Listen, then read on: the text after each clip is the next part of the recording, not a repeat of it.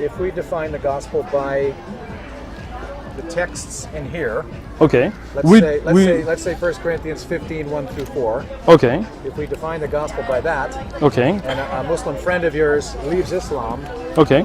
and says, I'm now a Christ follower. Okay. Now, use the word apostasy. Do you use that word? It's an English word, but okay. We say murtad. What word do you use? Murtad. So he becomes a heretic. No, a heretic is, I mean, these are all English words, right? Usually heretic used for mubtadi', like person of bid'ah, who is innovator. But we say the word murtad. Murtad means somebody in English would be who becomes an apostate. Okay.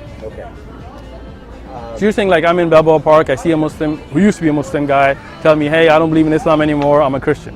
Okay, go ahead. Okay. So, I mean, are you asking me what I would... Do you believe that if you believe Allah and Jehovah and Yahweh are the same God? Okay. If you do. So I believe that what was referred to in the Old Testament and the New Testament as Eloh or Jehovah was referring to Allah, yes. Okay. So the biggest problem you would have with this man who has now followed Jesus and has left Islam, your biggest problem is that he's not actually following Jesus. He's not abiding by the teachings of the Quran. He's not abiding by what Muhammad taught. Is that the biggest problem you have with him? So I have two big problems there, right? First is that he's not actually following what Jesus taught, right? Because I believe this Bible today has been corrupted. And I would ask that person, for example, I would tell him in 2 Kings, chapter 8, verse 26, it says, Isaiah was 22 years old when he became king, and he reigned 1 year in Jerusalem. Yes. Right? In that same Bible that I'm holding in front of you, in 2 Chronicles, 2 Chronicles, in chapter 22, verse number 2, it says Isaiah was 42 years old. You see, 22 and 42. Right? When he became king and reigned in Jerusalem for 1 year. Go back to the first one. Sure. And read that again. Okay. Isaiah was 22 years old when he became king and reigned 1 year in Jerusalem. Problem. Go ahead. Ahaziah. Okay. Ahaziah. Not Isaiah. Isaiah is a prophet. Ahaziah was a king. Okay. So is this the same Ahaziah here? Problem. Go back to the other one. It's right here. Yeah.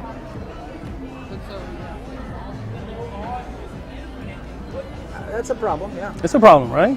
So let me show you a few more since we're here. Yeah. And I'll let you pronounce them for me. Jehoiachin, is that correct? Jehoiachin, yeah. Jehoiachin. How old was he here? I'll let you read. He was 18 when he became king. Okay. So,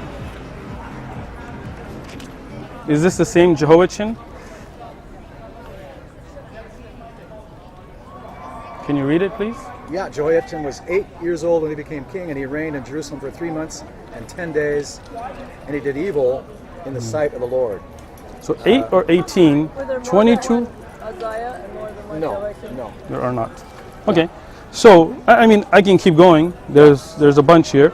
But the point being that I believe this has been corrupted, and I would tell that Muslim that if you want to follow the true message of Jesus, right, then you should follow what was uncorrupted, right, what was preserved. And we know about the Council of Nicaea, as I'm sure you know about. Yes. We know about the original writings that were in Aramaic that are no longer there. The earliest writings we have today are in Koine Greek, a language Jesus didn't speak himself, right? He was an Aramaic-speaking man. Not the case. Actually, he spoke in Koine also. He spoke Koine Greek? Oh, yeah. Regular, like to his followers? Yeah. I have not read that anywhere. Where did you find that? I've had... I mean, his actual language was Aramaic, right? Well, among his Hebrew countrymen, yes. So he lived in Greece as well? No. See, when Alexander the Great conquered the known world, he required all his conquered nations to learn Koine Greek as the language of commerce and letters. But that didn't continue because Alexander the Great came all the way to northern Pakistan where we have, and nobody spoke Koine Greek. He went through Egypt. I'm from Pakistan, bro. Well, I'm not saying I'm just saying, do you have historic evidence that Jesus himself spoke Koine Greek? Yes. Okay, could I see that? Yes, I will. I could show it to you. Okay, Yeah. but the original writings of his followers were in Aramaic, right? No, Koine Greek. Koine Greek. So the Mark, Matthew, John we have here, are these the original apostles? Oh yeah.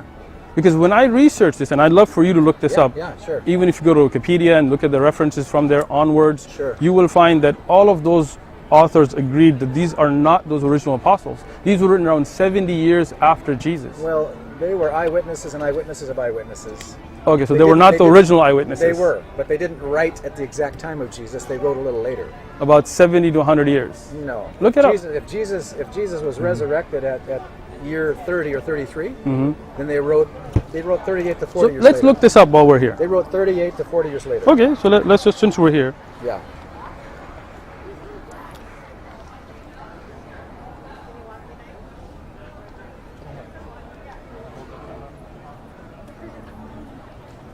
So let's go to Wikipedia. Just look up the New Testament. Okay? Yes. So let's look up books. And you need to look up, Uthman, you need to look up, was the New Testament written in Koine Greek? Okay. Because they spoke Aramaic, but they also knew Greek. So you're going to send me evidence on that, because I've never read that Jesus spoke Koine Greek regularly. Okay. But let's go to Gospel of Matthew. Yes. Okay. So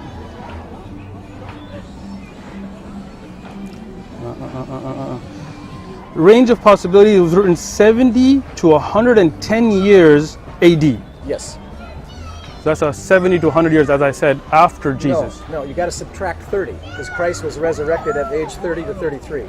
Okay. So if you subtract 30 to 33 Okay. from 70 to 100, So you get to what? you get 70. 40 you get, to, you get 40 to 70. to 70. Yeah. So 40 to 70 years after Jesus. Yes. Okay. Okay.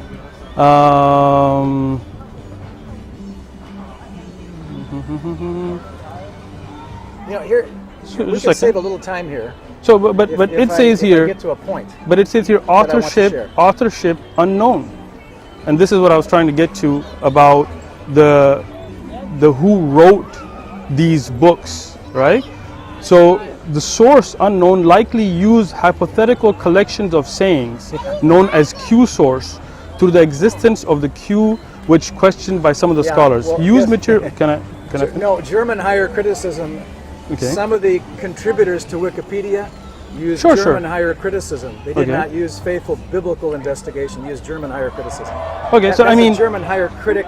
when I go through all four of those books, Yeah. it mentions that the authorship is unknown. Well, that's Wikipedia's higher criticism. Okay. You know what higher criticism is? No, educate me. See, if we used higher criticism for the Quran, Sure. we would have to say there's nothing supernatural about it. Why not? Let me You're missing the point. no, let me answer that Oh, though. okay, you're missing the Okay. point. Rather than defending the supernatural origin of the Quran, and I'm defending the supernatural origin of the Holy Scriptures, Sure. higher criticism Okay. was a reflection of the Enlightenment. The Enlightenment Okay. was an attack on all supernatural suppositions. Sure. Okay, so the Enlightenment basically said this. There's no supernatural There's beings. no supernatural. Gotcha. Everything can be I explained understand. by physical laws. Sure, but the difference there being the Quran, at least we can say, was definitely written down and memorized during the lifetime of the Prophet Muhammad, peace be upon him. I have a whole video on this if you want to see it. I can send you books on it that show carbon dated copies Yes. in England by non-Muslims that show carbon dating to pages of the Quran to the lifetime of the Prophet Muhammad, peace be upon him, right? Which we don't have for the Bible.